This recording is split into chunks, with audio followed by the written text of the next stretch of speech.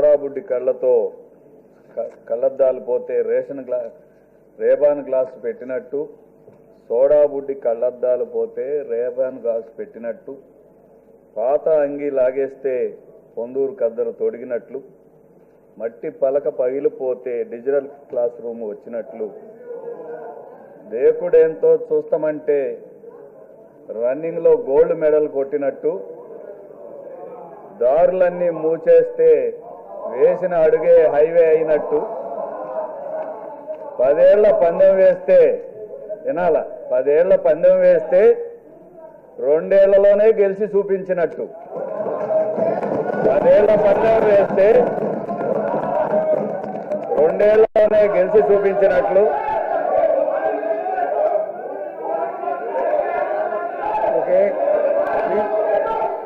Address గల్లంతు చేస్తామంటే దునియాకే destiny అయినట్లు, address గల్లంతు చేస్తామంటే దునియాకే డెస్టినీ అయినట్లు, టెంపరీ శాంపిల్కే కళ్ళు చెదిరితే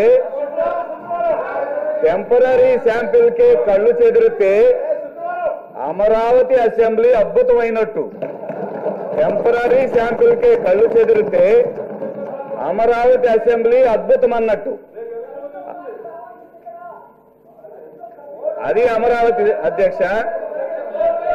6/3/2017లో రికార్డు సమయంలో 192 రోజుల్లో కొత్తగా నిర్మించిన శాసనసభ ప్రాంగణంలో తొలిసారి సమావేశం అవటం నిజానికి చరిత్రలో నిలిచిపోయే విషయం. ఇది ఒక చరిత్ర, ఒక స్వప్న సాత్కారం, ఆత్మవిశ్వాసమే పునాదిగా వెలిసిన అభివృద్ధి గోపురం. సంభ్రమాశ్చర్యాలతో ప్రపంచమంతా ఒళ్ళంతా కళ్ళు చేసుకుని చూస్తున్న శుభవేళ ఆవిష్కృతమైన ఒక అద్భుతం.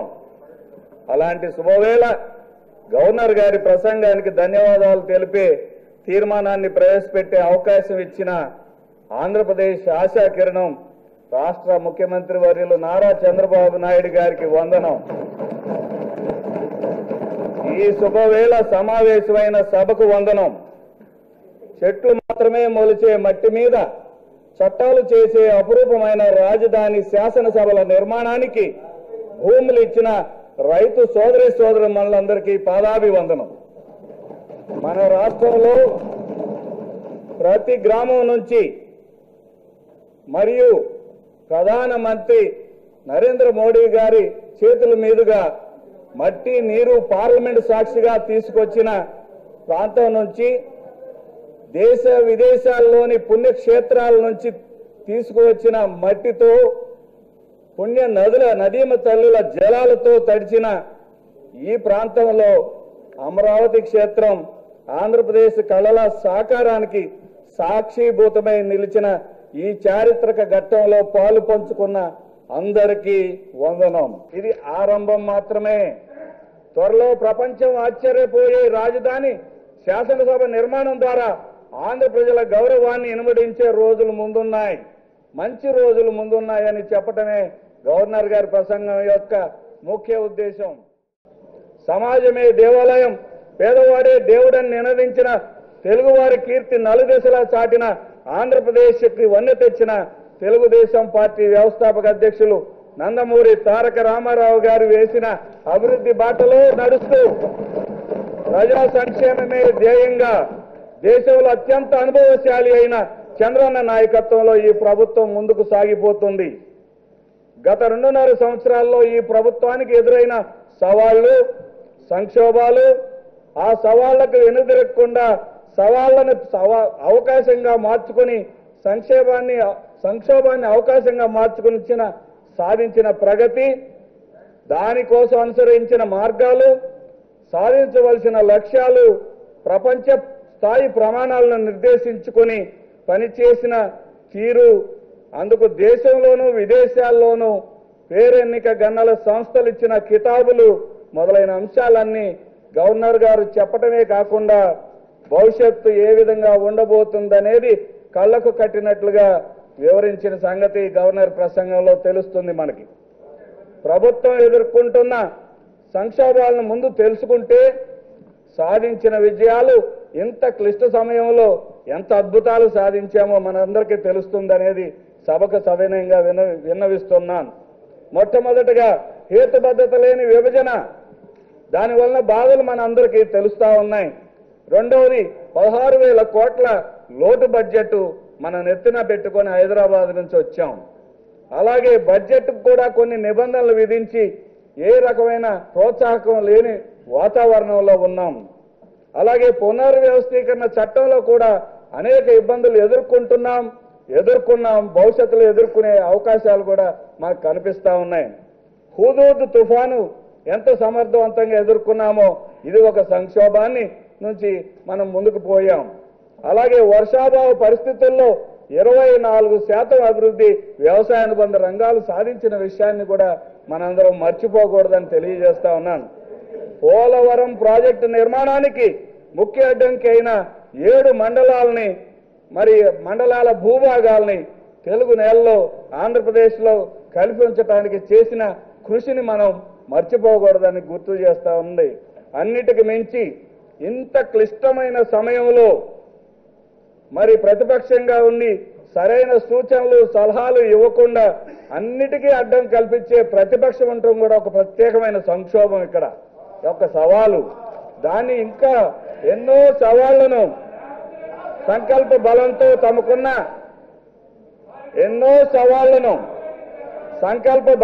తమకున్న పరిపాలన అనుభవంతో ఎదుర్కొని అద్భుత విజయాలు సాధించిన చంద్రబాబు నాయకత్వంలో మాత్రమే ఇది సాధ్యం. అది సాధ్యమని నిరూపించింది ఈ అమరావతి పట్టణం. ఇంకా విషయాలు మనం చెప్పుకోవాలంటే ఇంకా సాధించిన విజయాలు మనం చెప్పుకోవాలి. ఇంతకుముందు నేను సంక్షోభాలు చెప్పాను, సవాళ్లు చెప్పాను, సాధించిన విజయాలు.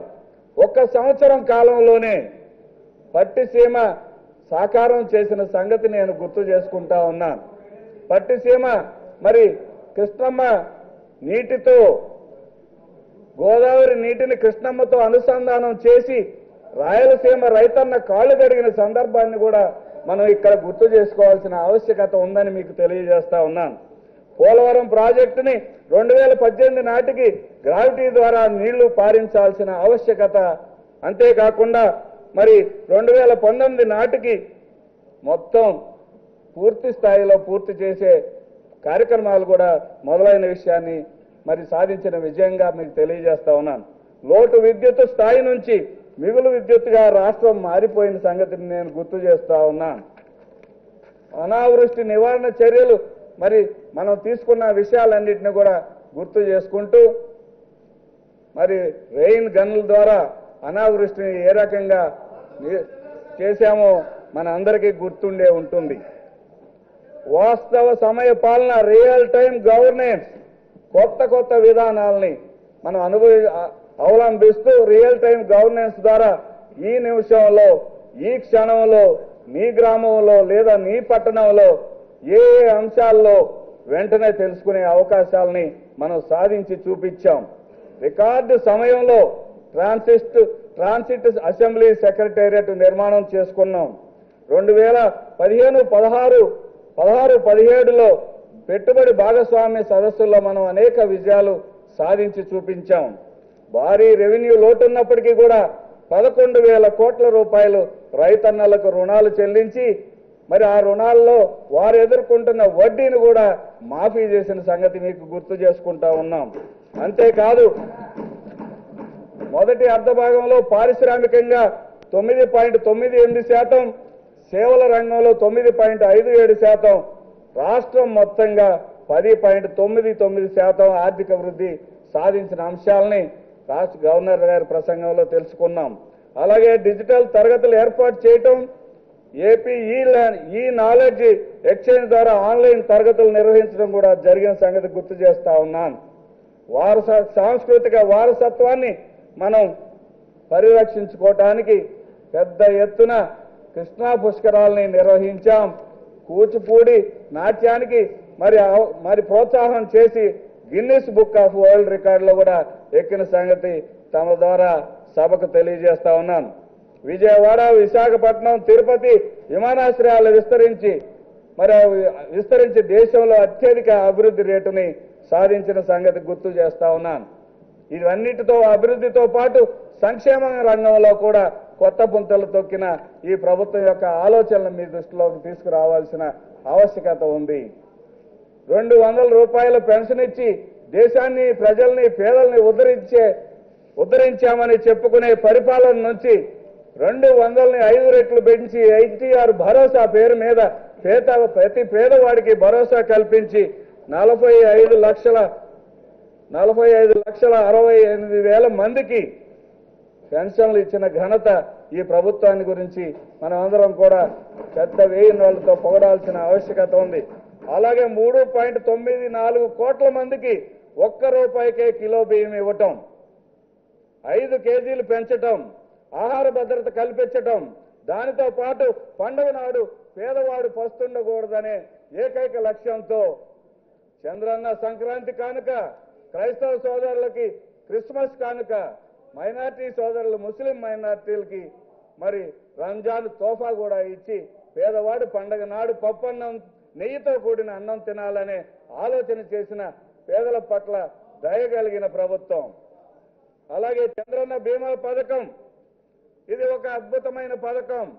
ప్రపంచంలోనే ఏ దేశంలో లేని ఒక గొప్ప ఆలోచన. 65 సంవత్సరాల వరకు నిండిన ప్రతి ఒక్కరికి, అసంఘటిత రంగంలో పనిచేస్తున్న కార్మికులందరికీ కూడా మరి ఈ పథకం వర్తింపజేస్తుంది. మనం దురదృష్టవశాత్తు పేద వర్గాల వారు ఎవరైనా చనిపోతే అధ్యక్ష ఆ గ్రామానికి వెళ్ళి సానుభూతి తెలియజేస్తాం. పార్టీ నాయకులు కానీ, రాజకీయంలో ఉన్న మనందరం కానీ వెళ్ళి సానుభూతి చెప్పగలం. 4-5 కలిసి 1000, 2000, 5000 కలిగిన వారికి సహాయం చేసే పరిస్థితి నుంచి పేద ప్రజల్ని తప్పించిన పథకం చంద్రన్న బీమా పథకం. దురదృష్టవశాత్తు కుటుంబ యజమాని కానీ, ఆ కుటుంబంలో ఉన్న ఏ ఒక్కరైనా 18 సంవత్సరాల వయసు నిండిన ఏ ఒక్కరైనా కానీ చనిపోతే, ప్రమాదం సంభవిస్తే 5 లక్షల రూపాయలు ఆ కుటుంబానికి ఆర్థిక భరోసా ఇచ్చే ఏకైక పథకం భారతదేశంలో ఏ రాష్ట్ర ప్రభుత్వంలోనూ లేదు. ఎవరు కూడా అటువంటి ఆలోచన చేయలేదనే సంగతి తమ దృష్టికి తెలియజేసుకుంటా ఉన్నాను. అంతేకాదు అధ్యక్ష, దురదృష్టవశాత్తు అంగవైకల్యం వస్తే 3,65,000 వరకు ఆర్థిక సహాయం. విచిత్రంలో విచిత్రం, గొప్ప మానవతావాదం ఏమంటే సహజంగా మరణించినా కూడా 30,000 రూపాయలు ఆ పేద కుటుంబానికి ఆదరణ. అంతేకాదు అధ్యక్ష, చనిపోయిన వెంటనే 5,000 రూపాయలు మట్టి ఖర్చుల కింద కూడా ఆ కుటుంబానికి ఆదరించడం. ఇంత గొప్ప పథకాన్ని భారతదేశంలో ఏ ఒక్క రాష్ట్ర ప్రభుత్వం ఇప్పటి వరకు తీసుకురాలేదనే విషయాన్ని నేను ఎంతో గర్వంగా ఈ ప్రభుత్వం సాధించిన విజయంగా చెబుతున్నాను అధ్యక్ష. అలాగే ఎస్సీ, ఎస్టీ, బీసీ, మైనార్టీ, కాపు, బ్రాహ్మణ్ కార్పొరేషన్ల ద్వారా ఆయా వర్గాల వారి అందరికీ కూడా ఆర్థిక పరమైన అభివృద్ధితో పాటు వారు స్వయం ఉపాధిగా పైకి ఎదగటానికి అనేక రకాలైన సహాయ సహకారాలను ఈ ప్రభుత్వం అందిస్తా ఉన్న సంగతి తమ దృష్టికి తీసుకొస్తా ఉన్నాను అధ్యక్ష. అదే కాకుండా ఇదే వర్గాలకు చెందిన ప్రజలందరికీ, విద్యార్థులకి ఎన్టీఆర్ విద్యోన్నతి పథకం ద్వారా మరి సివిల్ సర్వీసెస్, గ్రూప్ 1 పరీక్షలు, పోటీ పరీక్షలకి వాళ్ళు ముందుకు వెళ్ళటానికి, శిక్షణ ఇవ్వటానికి ఒక అవకాశాన్ని ఈ ప్రభుత్వం కల్పిస్తా ఉన్న సంగతి మరి గవర్నర్ గారు తమ ప్రసంగంలో చెప్పారు. అంతేకాదు చదువుకున్న పిల్లలు ఎవరైతే ఆర్థికంగా ఎస్సీ, ఎస్టీ కుటుంబాల వారు విదేశాలకు వెళ్ళి చదువుకోవాలనుకుంటారో వారందరికీ కూడా అంబేద్కర్ ఓవర్సీస్ విద్యానిధి పథకం ద్వారా అమెరికా వెళ్ళి లేదా బ్రిటన్ వెళ్ళి ఇతర దేశాలకు వెళ్ళి చదువుకోవటానికి దాన్ని 10 నుంచి 20 లక్షలకు చేసిన సంగతి ఈ సందర్భంగా తమ దృష్టికి తీసుకొస్తా ఉన్నాను. మహిళా సంక్షేమం కోసం 84 లక్షల పైగా ఉన్న స్వయం సహాయక సంఘాలకు 8,400 కోట్ల రూపాయలు మంజూరు చేసి వారందరికీ కూడా అందులో 4,972 కోట్ల రూపాయలు విడుదల చేయడం జరిగింది. అంతేకాదు చాలా మంది చెప్తూ ఉంటారు అధ్యక్ష, వాళ్ళు అప్పుల్లో కూరుకుపోయారని విమర్శిస్తూ ఉంటారు. అది అవాస్తవం అని తెలియజెప్పడానికి వారు వడ్డీల కోసం 1,339 కోట్లు 6.20 లక్షల మంది సంఘాలకి సహాయం చేసిన సంగతి గుర్తు చేసుకుంటా ఉన్నాను.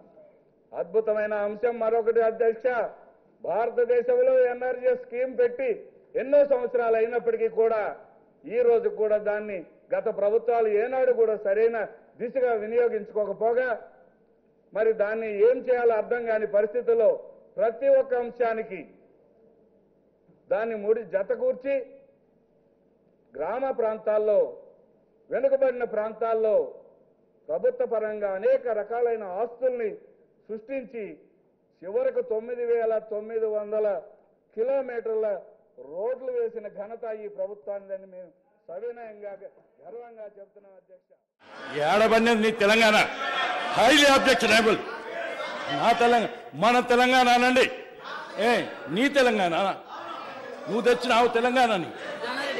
It's absolutely very highly objectionable అధ్యక్ష.